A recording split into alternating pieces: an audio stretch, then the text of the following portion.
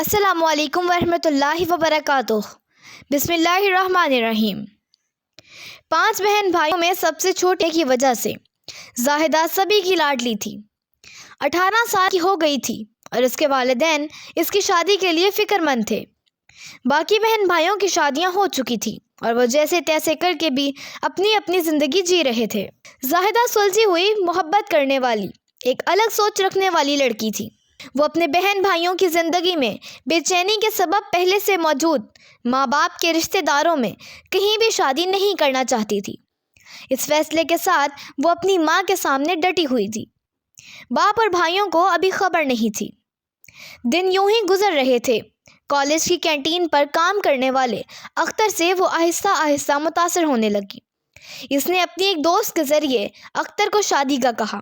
اختر کام بھلے ہی کینٹین پر کرتا تھا، لیکن ایک خوش لباس سلجھا ہوا لڑکا تھا، اسی لیے زاہدہ اس سے متاثر تھی۔ اختر کو جب یقین ہو گیا کہ یہ مذاق نہیں ہے تو اس نے اپنے والدین سے زاہدہ کے گھر جا کر بات کرنے کو کہا۔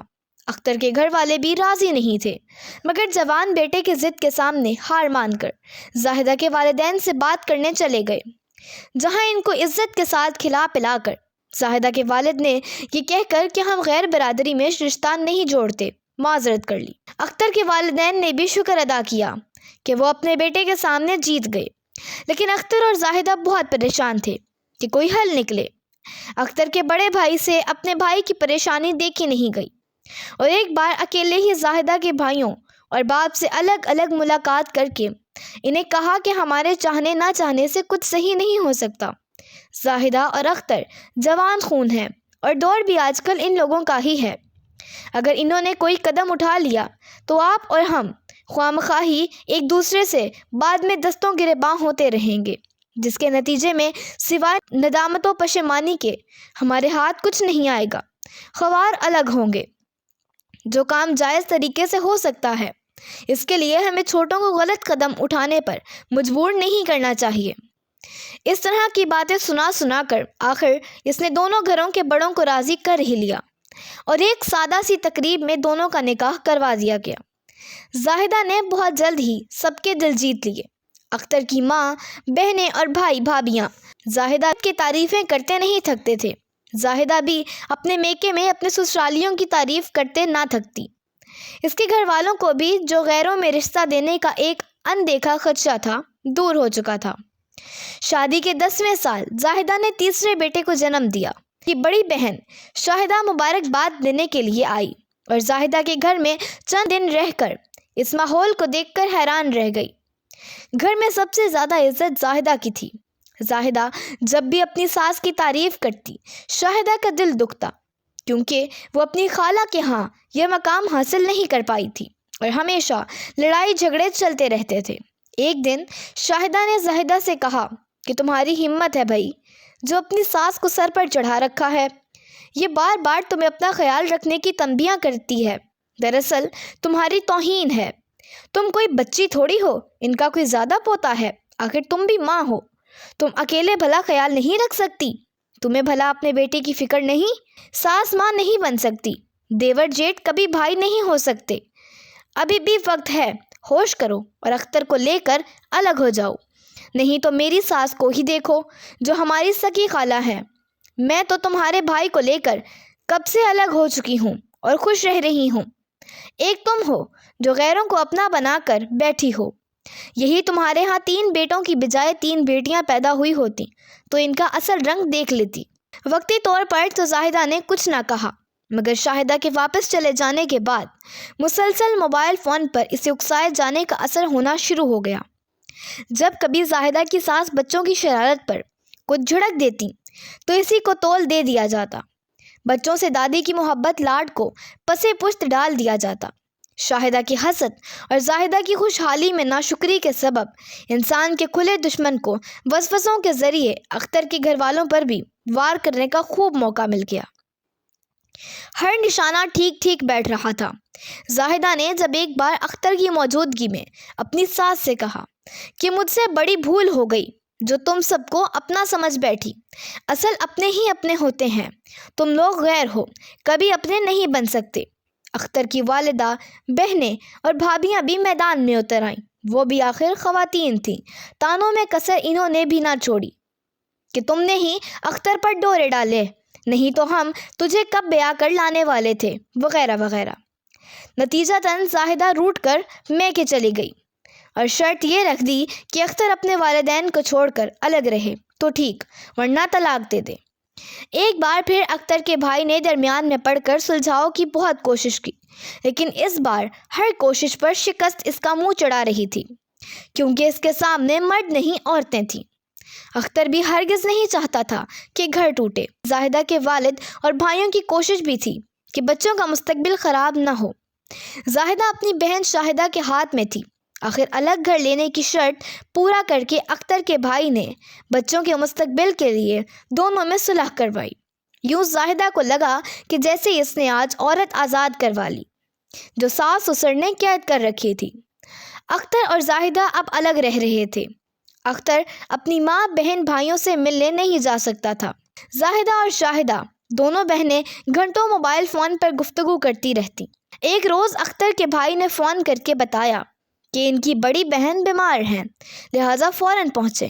زاہدہ مگر جانا نہیں چاہتی تھی اور اختر کو بھی روک رہی تھی۔ دونوں میں تکرار غصے میں بدل گئی، اور اختر چونکہ کمزور مرد تھا، سوائے ہاتھ اٹھانے کے کر بھی کیا سکتا تھا۔ زاہدہ نے اپنی عزت رکھنے اور اختر کو سبق سکھانے کے لیے قانون سے مدد طلب کر لی اور پولیس ہیلپ لائن 15 پر کال کی۔ اللہ کریم کسی کو کہیں بھی اچھے لوگوں کے لیے استعمال کر لیتا ہے۔ پولیس آنے تک محلے کے کونسلر وغیرہ بھی پہنچ گئے اور پولیس ملازمین نے بھی پس پردہ اختر کا ہی ساتھ دیا۔ وقتی طور پر زاہدہ کے سامنے رعب وغیرہ سے بات کی تاکہ وہ مطمئن رہے اور بات آگے نہ پہنچے۔ جاتے جاتے پولیس اہلکار نے علیحدگی میں اختر سے کہا کہ بھائی، اچھا چاہتے ہو تو اسے باعزت طریقے سے چھوڑ دو، جو تمہاری عزت کی سانجھ دار نہیں، اسے رکھ کر کیا کرو گے؟ اختر کی پورے محلے میں بے عزتی ہو چکی تھی۔ دونوں طرف انا کے پاٹ تھے، برداشت بیچاری پس کر رہ گئی۔ اب وہ بھی زاہدہ سے بددل سا ہو گیا تھا۔ مسئلہ تھا تو صرف بچے۔ کھیل اب محبت پیار کے خلوص کے ہاتھ سے نکل کر منافقت کے ہاتھ میں آ چکا تھا۔ زاہدہ جو اختر کی خاموشی اور جی حضوری پر یہ سمجھ رہی تھی کہ جیسے اس نے بہت بڑا مارکا فتح کر لیا ہو، لیکن اختر نے ایک روز کچھ ضروری کاغذات پر دستخط کروائے اور چند دنوں بعد یہ بھید کھلا کہ پتہ بھی نہیں چلا اور قانونی طور پر زاہدہ بچوں سمیت فارغ کر دی گئی ہے اور کہیں بھی کسی جگہ وہ بچوں کے اخراجات کا مقدمہ بھی نہیں کر سکتی، کیونکہ اب کی بار اختر نے چال سوچ سمجھ کر چلی تھی۔ زاہدہ 3 بچوں کو لے کر کبھی اس بھائی تو کبھی دوسرے بھائی کے ہاں رہ کر اکتا گئی تو اپنے بہن کے ہاں رہنے چلی گئی۔ بہن کے ہاں رہتے ہوئے اسے 1 ماہ ہی گزرا ہوگا جب اس نے اختر کو فون کر کے کہا کہ وہ کل اسے ہر حالت میں ملے، بے شک کچھ بڑے بھی بلا لے۔ اختر جو طلاق دے چکا تھا، مگر فون پر زاہدہ کی اس بات پر کہ بچوں کا بچپن آدھا نہ رہ جائے، میری نہیں، ایک بار بچوں کی خاطر ضرور ملو، اپنے گھر والوں سے مشورہ کیے بغیر چلا گیا۔ زاہدہ نے اپنے ماں باپ اور بھائیوں کی موجودگی میں خوشی خوشی 3 بچے اختر کے سپرد کر کے سب کو حیران کر دیا۔ کسی کے کسی سوال کا جواب دیے بغیر اپنی بہن کے گھر ہی رہنے کو ترجیح دی۔ سبھی کے سوچنے کا الگ الگ انداز تھا۔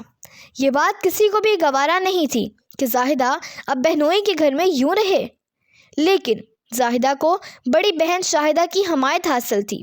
اس سے اگلے روز ایک دل دہلا دینے والی خبر ملی۔ کسی کے وہم و گمان بھی نہیں تھا زاہدہ ایسا کر سکتی ہے، لیکن ہونی کو کون ٹال سکتا ہے؟ اختر، جس کے دل میں کہیں نہ کہیں آج بھی اس کی محبت زندہ تھی، یہ سن کر افسردہ ہوا۔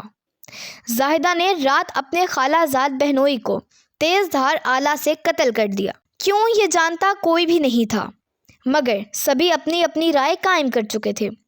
زاہدہ پولیس کی حراست میں تھی اور صرف وہی جانتی تھی کہ شاہدہ کو اس کے کیے کی سزا شاید یوں ملنا تھی، جس نے زاہدہ کو یہ جتلانا بھی شروع کر دیا، بڑی شیخی بگراتی تھی تم کہ تمہیں اللہ نے اچھا سسرال دیا ہے۔ قتل ثابت ہو چکا تھا، شاہدہ کی میاں کو دفن کر دیا گیا تھا۔ زاہدہ مجرم ثابت ہو چکی تھی اور اسے جیل بھیج دیا گیا تھا۔ بہنوئی کو قتل کرنے کا سبب راز تھا اور اس سے صرف زاہدہ ہی واقف تھی۔ وہ جانتی تھی کہ شاہدہ کا جرم تو وہ بہن ہونے کے ناطے معاف کر سکتی تھی، مگر وہ ایک ماں تھی۔ وقوعہ سے 2 دن پہلے ہی اس کے بڑے بیٹے 8 سالہ فرحان نے بتایا کہ ماما ہم اپنے گھر چلے جائیں، وہاں کوئی بھی چاکلیٹ کے عوض میرے ساتھ بری حرکت تو نہیں کرے گا، یہاں خالو بہت برے ہیں۔ اس طرح کی اور دلچسپ کہانیوں کے لیے ہمارے چینل کو سبسکرائب کریں۔ سٹوری اچھی لگی ہو تو ویڈیو کو لائک کریں۔ شکریہ۔